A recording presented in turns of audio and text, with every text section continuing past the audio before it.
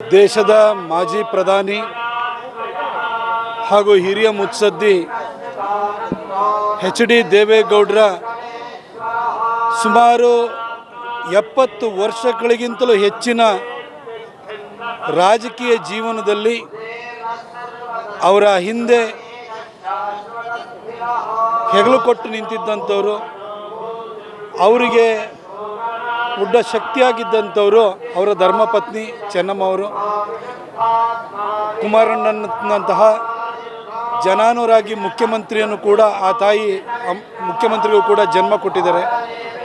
ಅವರು 89 ವರ್ಷ ತುಂಬ ಬದುಕನ್ನು ನಡೆಸಿ ನಮ್ಮನ್ನು ಅಗಲಿದ್ದಾರೆ. ಅವರು ತೀರ್ಕೊಂಡಾಗ ಬೆಂಗಳೂರಿಗೆ ಹೋಗಿ ಅಂತಿಮ ನಮನ ಸಲ್ಲಿಸಿದ್ದೆ. ಇವತ್ತು ಇಲ್ಲಿ ಹೊಳೆನರಸೀಪುರದಲ್ಲಿ ಅವರ ಅಂತ್ಯ ಸಂಸ್ಕಾರ ಆಗಿದೆ. ಹಾಗಾಗಿ ಮತ್ತೊಂದು ಸರಿ ಬರೋಣ ಅಂತ ಹೇಳಿ ಬಂದೆ. ಯಾಕೆಂದರೆ ನಾನು ಅವ್ರ ಮನೆಗೆ ಹೋದಾಗ ನನಗೂ ತುತ್ತು ಅನ್ನ ಹಾಕಿದ್ದಾರೆ.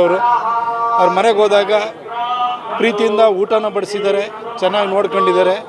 ಹಾಗಾಗಿ ಆ ಕೃತಜ್ಞತೆಯಿಂದ ಹಾಗೂ ಈ ಭಾಗದಲ್ಲಿ ಒಂದು ರೀತಿ ಎಲ್ಲರಿಗೂ ತಾಯಿ ಥರ ಇದ್ದಂಥವ್ರು ಅವರು.